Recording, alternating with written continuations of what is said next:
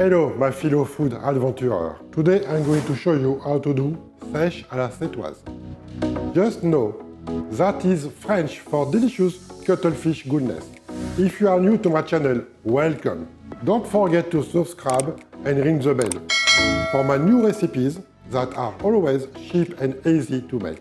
So let's get started with this amazing Seiche recipe.